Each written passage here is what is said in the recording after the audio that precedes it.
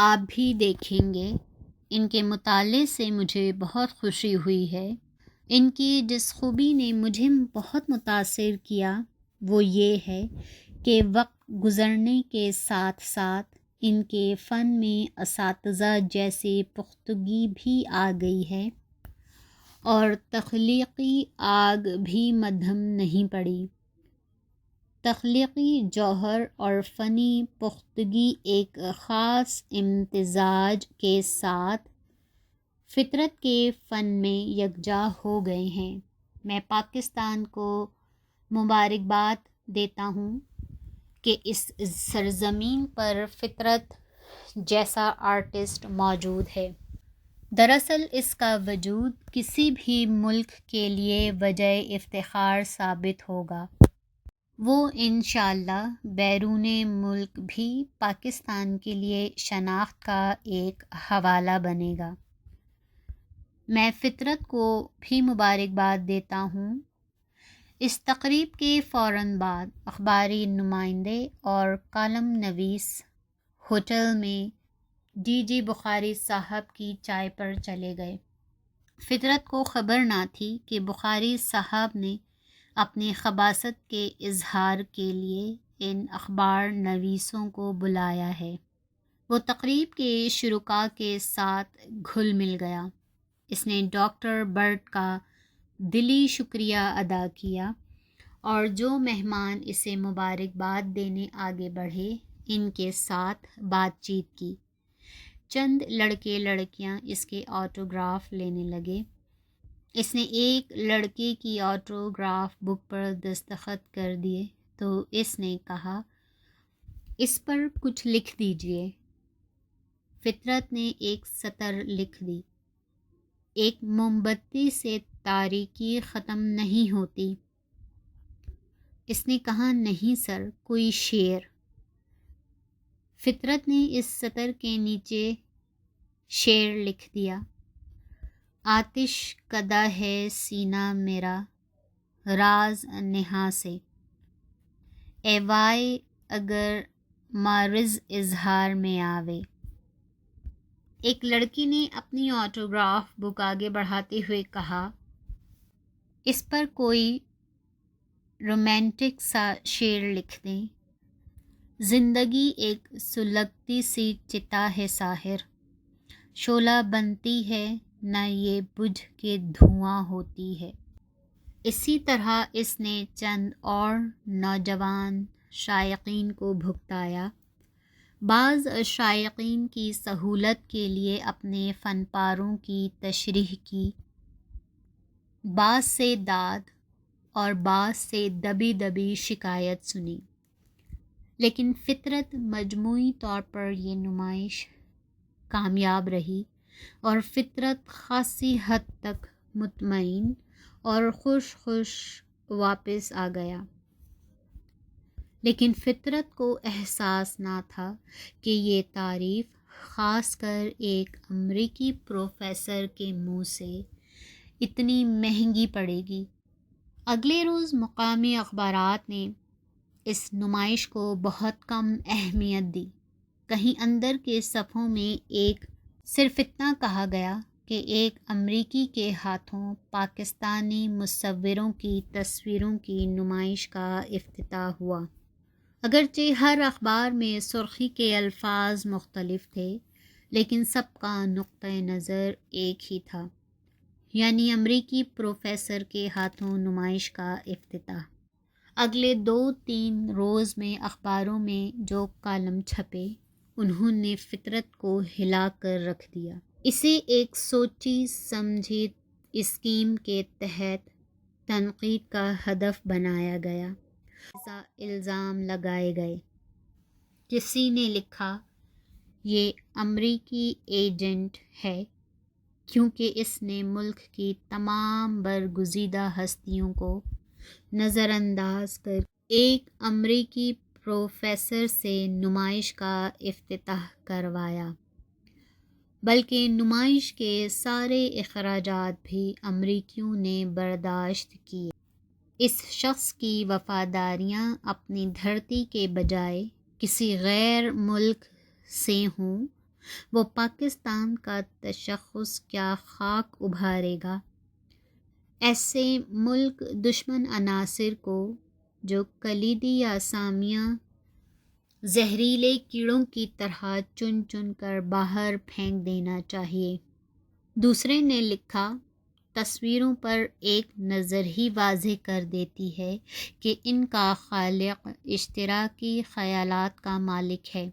اس نے چن چن کر ایسے موضوعات پر طبع آزمائی کی ہے جو روایتی طور پر سوشلسٹ مصوروں، شاعروں اور دانشوروں کے دل پسند موضوع رہے ہیں۔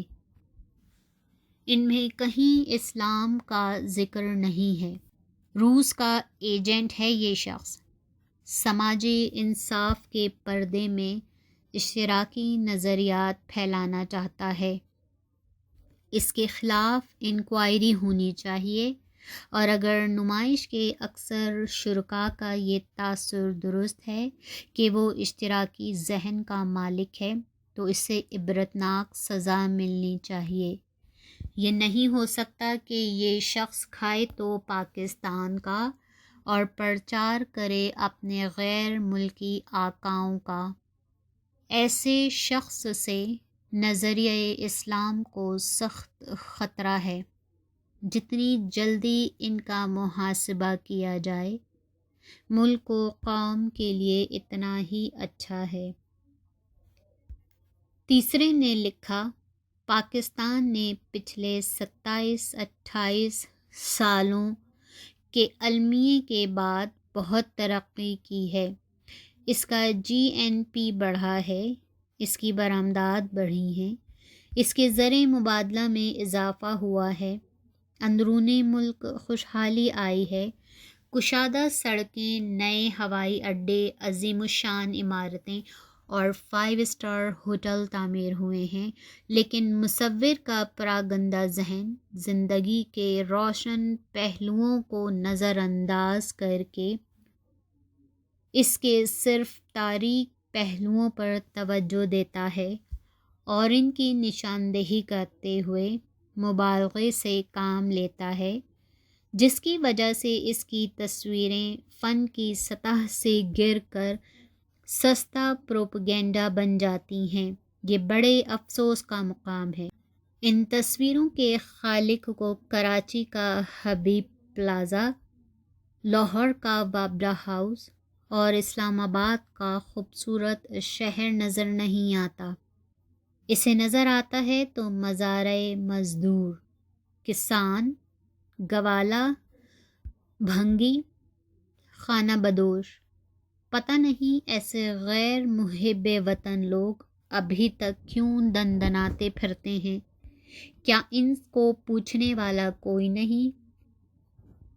آرٹسٹ ہو یا کوئی اور، اس ملک میں کسی شخص کو یہ اجازت نہیں ہونی چاہیے کہ وہ پاکستان کی تقرری اور خوشحالی کو نظر انداز کر کے غربت، جہالت یا تعصب کا پرچار کرے۔ یہ آرٹسٹ کون ہے اور اسے ایسی ملک دشمن نمائش کرنے کی کیوں اجازت دی گئی؟ کیا اس میں کوئی غیر ملکی ہاتھ تو نہیں؟ اگر ہے تو ان پاکستان دشمن ہاتھوں کو بے نقاب کرنا چاہیے۔ فطرت یکے بعد دیگرے اپنے فن کی یہ قدردانی پڑھ کر چکرا گیا۔ اسے اپنا مشن ناکام اور اپنا وجود بے معنی نظر آنے لگا۔ وہ کس کے سامنے اپنی صفائی پیش کرے؟ کیوں صفائی پیش کرے؟ وہ رات کو اپنے اسٹوڈیو میں بند ہو کر رونے لگا۔ اس نے ٹیپ ریکارڈر کھول کر دل کی بھڑاس اس میں بھرنا شروع کی۔ یا اللہ میری مدد فرما۔ یا اللہ تو گواہ ہے کہ تجھ پر اور تیرے نبی آخر الزماں حضرت محمد صلی اللہ علیہ وآلہ وسلم پر میرا ایمان کتنا پختہ ہے۔ یا اللہ تو گواہ ہے کہ اس ملک، اس دھرتی اور اس کے نظریے سے مجھے کتنی محبت ہے۔ یا خدا تو نے مجھے آرٹسٹ کیوں بنایا؟ مجھے ایک حساس دل دے کر میرے ہاتھ میں برش کیوں تھمایا؟ کیا اس لیے کہ میں سچ کا ساتھ نہ دوں، جھوٹ کو بے نقاب نہ کروں، صرف پرشکوہ عمارتوں کی تصویریں بناؤں، صرف ٹین کے اونچے کھمبوں کو سلام کروں اور تیرے ان لاکھوں کروڑوں عوام کو بھول جاؤں جن کی زندگی ایک متواتر عذاب ہے، جن کا ایک ایک سانس عالم نزا میں ہے اور جن کا جینا ان کے لیے موت سے بڑی سزا ہے۔ کیا میں نے ان غریبوں کی ترجمانی کر کے تیری اور تیرے دیے ہوئے دین کی نفی کی ہے؟ کیا میں نے ان کی زندگی کو اجیرن بنانے والوں کو بے نقاب کر کے پاکستان سے دشمنی کی ہے؟ یا اللہ، اگر میں حق پر ہوں تو میری مدد فرما، مجھے سکون اور ہمت عطا فرما، اور اگر میں غلطی پر ہوں تو مجھے راہ ہدایت دکھا، ورنہ میرا ایمان اس بات سے اٹھ جائے گا کہ حق ہمیشہ غالب آتا ہے۔ کہاں ہے حق کی فتح؟ کہاں ہے سچ کا بول بالا؟ کہاں ہے روشنی؟ کہاں ہے نور؟ دوسرے یا تیسرے دن اسے دفتر میں ایک بند لفافہ ملا جس پر اس کا پورا نام، عہدہ اور پتہ لکھا تھا۔ اس نے کھولا تو اس میں چارج شیٹ تھی۔ اس پر 3 الزام لگائے گئے تھے۔ آپ کے فرائض میں دوسرے فنکاروں کے فن کو فروغ دینا شامل ہے۔ آپ نے ان کے فن پاروں کے بجائے اپنی تصویروں کی نمائش کیوں کی؟ کیا اس کے لیے آپ نے محکمے سے اجازت حاصل کی؟ نمبر 2، آپ نے ایک غیر ملکی ادارے کے اخراجات پر ایک 5 اسٹار ہوٹل میں اپنی تقریب منعقد کروائی اور اس کا افتتاح ایک غیر ملکی شخص سے کروایا جو قواعد و ضوابط کے خلاف ہے۔ نمبر 3، اخباری تبصروں اور آرٹ کے نقادوں کی رائے میں آپ کی تصویروں سے سوشلسٹ کی بو آتی ہے اور قیام پاکستان سے لے کر موجودہ عوامی دور تک آپ نے ملک کی تاریخ کو جس طرح مسخ کیا ہے، آپ پر اینٹی پاکستان ہونے کا الزام لگایا گیا ہے۔ اگر آپ اپنے دفاع میں کچھ کہنا چاہتے ہیں تو 22 مارچ کو اوقات کار ختم ہونے سے پہلے اپنی وضاحت زیر دستخطی پہنچا دیں، ورنہ آپ کے خلاف ضابطے کی کارروائی کی جائے گی۔ جب سے فطرت چارج شیٹ ملی تھی وہ ذہنی سکون اور نیند کھو بیٹھا تھا۔ اسے اس بات کا رنج نہ تھا کہ ڈی ڈی جی کی سازش کے تحت اس کی نمائش کے خلاف اخبارات میں لکھوایا گیا۔ اسے اس چیز کا افسوس نہ تھا کہ اس پر کبھی لیفٹ اور کبھی رائٹ کی تہمت لگائی گئی۔ اسے جس بات نے ذہنی طور پر معوف کر کے رکھ دیا وہ پاکستان دشمن ہونے کا الزام تھا۔ وہ کس طرح ثابت کرے کہ وہ محب وطن ہے؟